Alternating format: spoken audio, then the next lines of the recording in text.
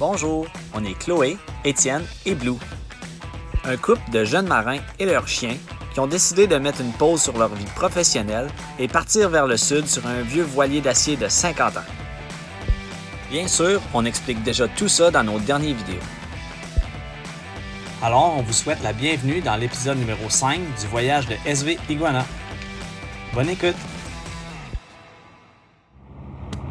Dans notre dernière vidéo, on traverse la première partie du port de Norfolk. À partir de là, il nous restait à traverser la deuxième moitié du port, où on a pu croiser porte-avions, sous-marins et pont-levis. On a enfin traversé le pont.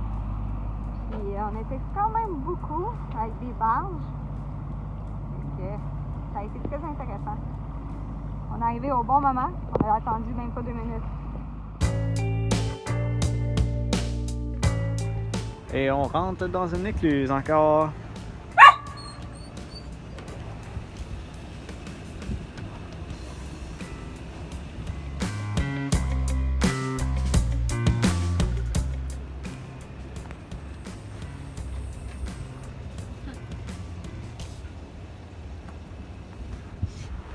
En partant de Norfolk, 2 choix s'offraient à nous, soit la Virginia Cut ou le Dismal Swamp. On a opté pour le Dismal Swamp. Ce canal artificiel a été creusé par des esclaves dans les années 1800.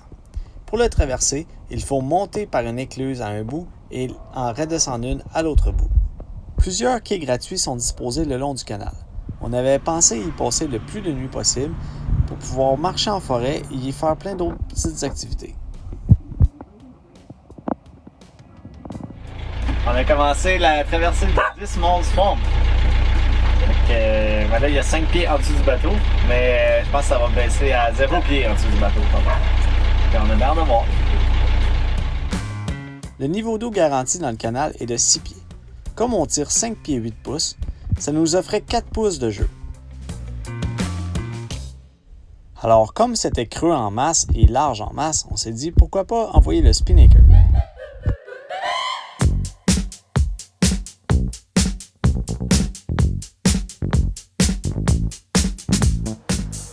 C'est malade.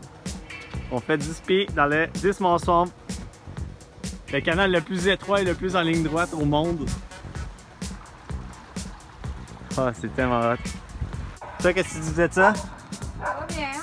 Ça va bien? 4 pieds d'eau? Wow! 5 pieds quasiment. Oh my god! On a été jusqu'à 1, hein? Oh, c'est hot! Ah, pas de bruit de moteur, juste le bruit d'un chien qui jappe. Oh wow!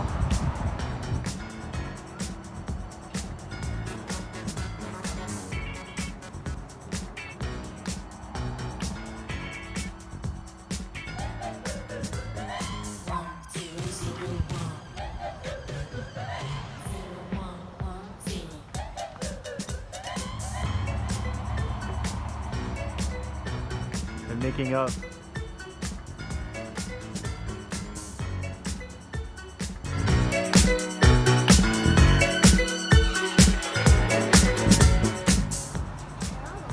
Je pense qu'on est correct. On est dans Gadou.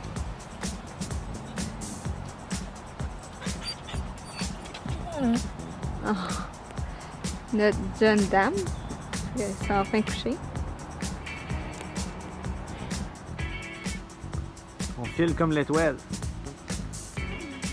Et on a continué comme ça pendant quelques heures jusqu'à temps qu'on avance presque plus. Après ça, on a reparti l'engin puis on a fait comme tout le monde.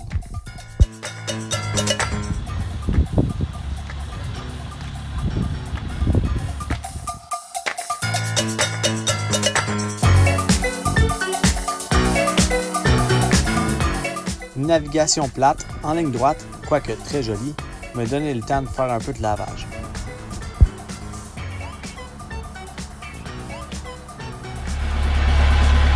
Fait que Étienne, c'est la première fois qu'il fait du lavage à main depuis le début du voyage. Il est tellement fier qu'il prend en photo. C'est qu'il rentre de bobette. Je suis en train. Je viens de m'abrasser.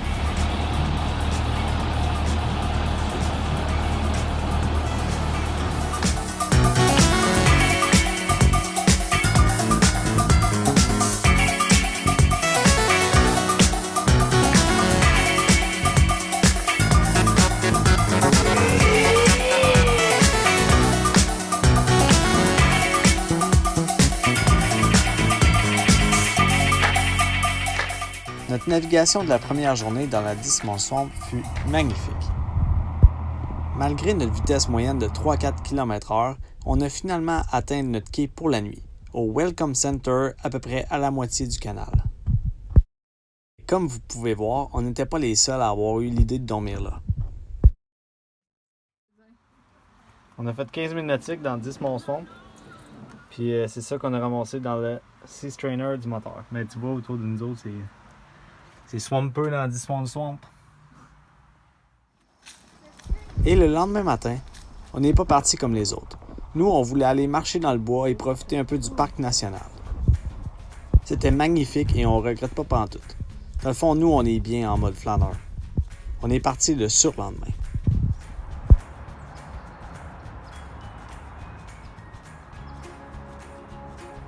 Pour nous, le Dismal Swamp, c'était un petit bout magnifique, puis on voulait le faire durer le plus longtemps possible.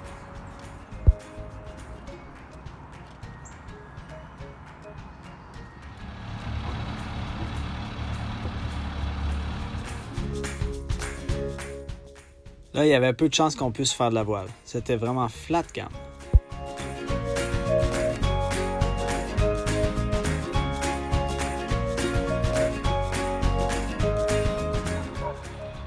Malgré tout, durant un moment d'inattention, on a accroché une branche et on a arraché notre girouette. On a fait une belle petite après-midi sur un quai gratuit du Dismal Swamp pour faire un petit projet. Marquer à chaque 10 pieds la chaîne d'ancre. Parce qu'après 4 mois de navigation puis beaucoup d'ancrage, les marques que j'avais faites au début étaient pas mal effacées. Alors c'est ça le projet. Alors pour la soirée de l'Halloween, on était à Salt Mill, juste avant la deuxième écluse, le long du canal. Fait que c'est notre bouteille d'alcool d'Halloween qui a été achetée. Fait qu'on va goûter à ça. C'est quoi, c'est pour être ça? Ça, c'est notre demi-boulette. Ben, vous savez pas pourquoi. Parce qu'on ne mettra pas. Fait qu'on boit de la vodka pure, là. C'est pas pur. Joyeux Halloween! C'est quoi ça? La fête des morts. Trop tard. Fait que... T'as manqué ta chance. Trop tard. Coupé! Coupé. Il descendait Overboard, c'est déjà... Overboard. C'est bien legit. Hein? puis ben, il reste juste une boulette. Ah, t'aimes pas ça, là? Elle a l'air encore saignante, mon amour. Ouais.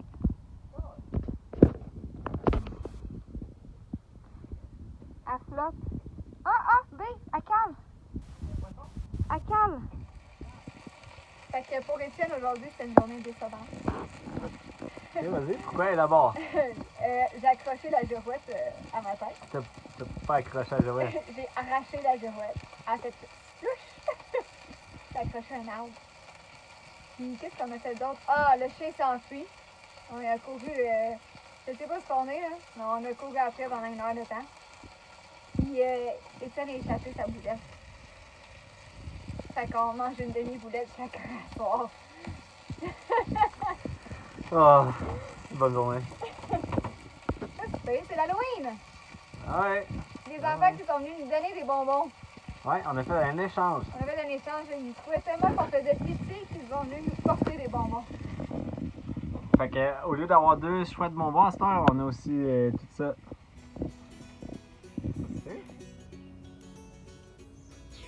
Et puis tout de suite après notre petite marche du matin, on reprenait notre route. C'est belle.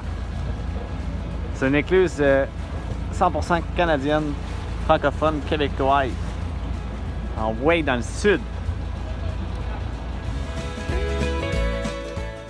Et puis tous ces autres voiliers-là ont dû regretter plus tard de nous avoir laissé partir en premier. Avec notre clairance de 4 pouces en dessous de la quille, on n'allait pas très vite dans le canal.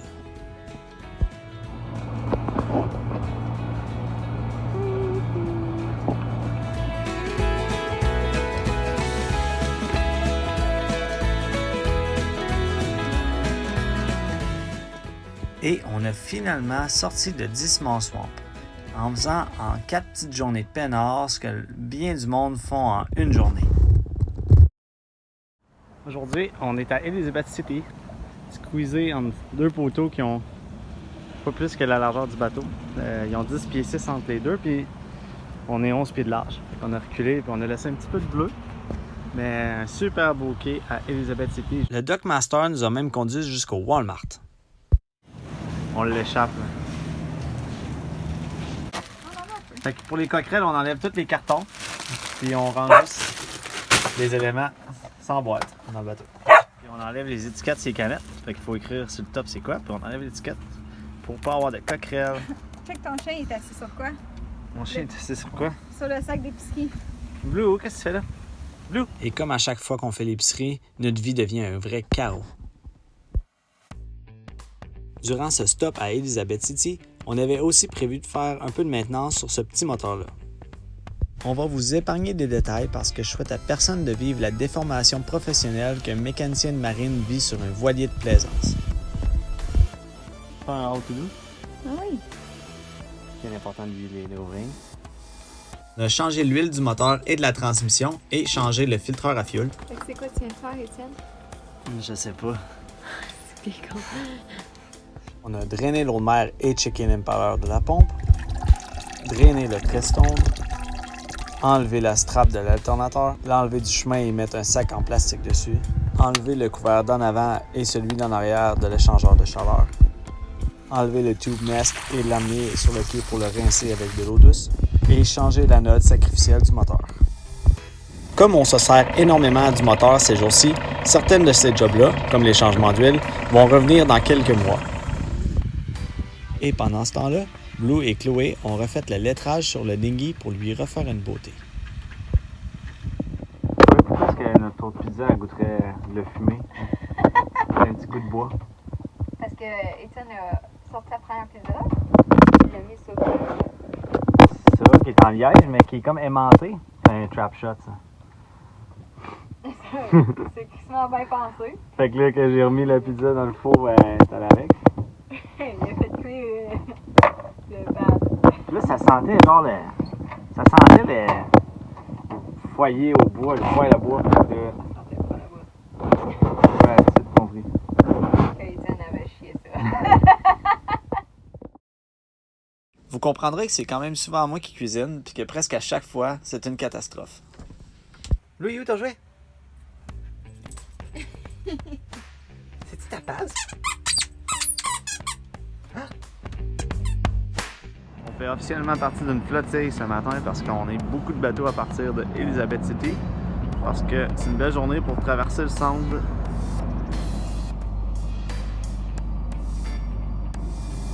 Le Albert Morley Sound est une genre de grosse baie où il peut faire très mauvais quand le vent est du mauvais côté.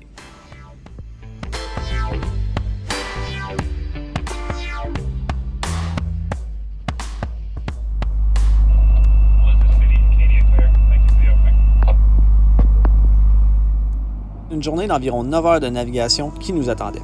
Comme les journées rétrécissent à ce temps-ci de l'année, c'est bien important de partir au lever du soleil. En formation telle des outardes, vers le sud.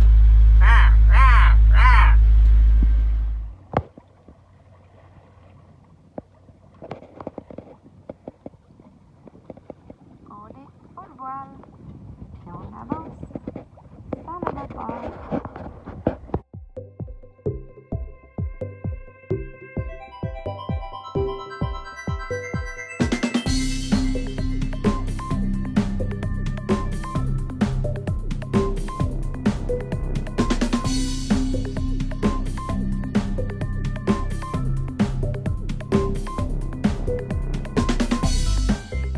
Et comme le vent et notre vitesse diminuaient, qu'il nous restait encore une grosse journée devant nous et qu'on voulait arriver avant la noirceur, on a parti le moteur. We are cheating! Yeah, we're cheating, so you're good.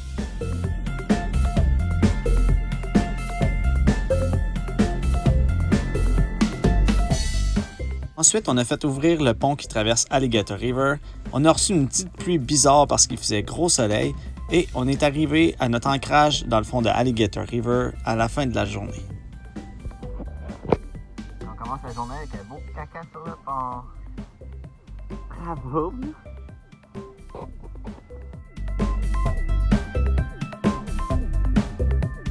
Alors on quitte notre ancrage dans la rivière Crocodile, Alligator River, où je me suis baigné hier. Mais on vous racontera ça plus tard ou peut-être pas. Parce que, comme d'habitude, quand ça va pas trop bien, on prend pas le temps de prendre la caméra puis de filmer ça. Anyway, pour la journée présente, on avait une petite journée de navigation bien relaxe dans le Alligator River Canal. Et ce soir-là, on est allé jeter l'angle dans Pongo River. Blue, hop, hop. Bon matin, on part de Pongo River. On va essayer de se rendre à Belhaven. Puis à matin, on a changé l'heure. Fait qu'on peut partir 1 heure plus tôt. Yay!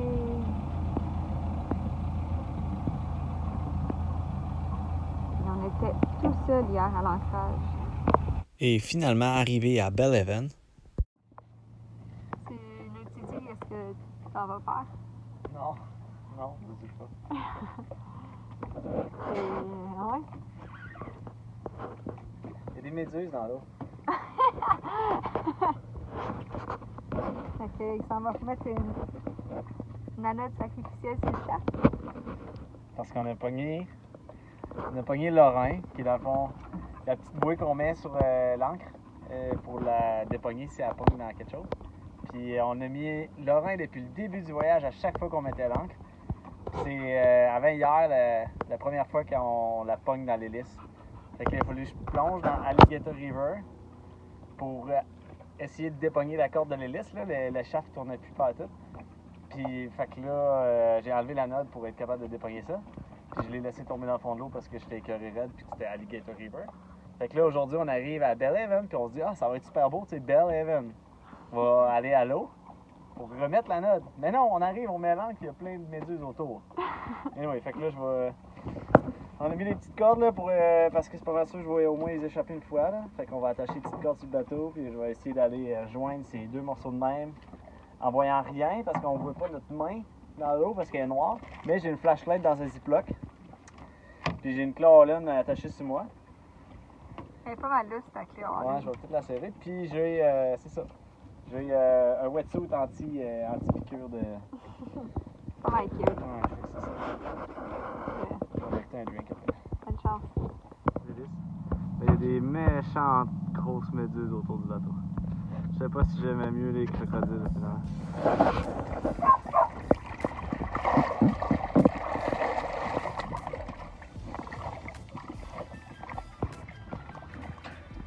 C'est chic, ça. Ah! Oh, je suis content! Je les ai même pas échappé. Mission accomplie. Mission accomplie, je sors de méduse.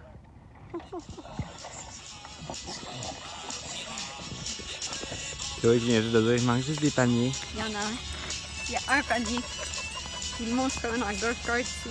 Ouais, on est dans le sud. Alors c'est comme ça que se termine notre épisode numéro 5 au début du mois de novembre 2022.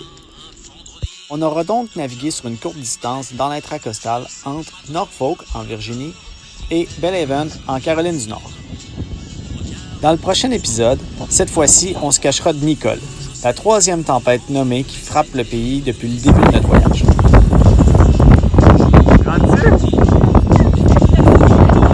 Aussi, on retirera la transmission du voilier pendant que le bateau est toujours à l'eau.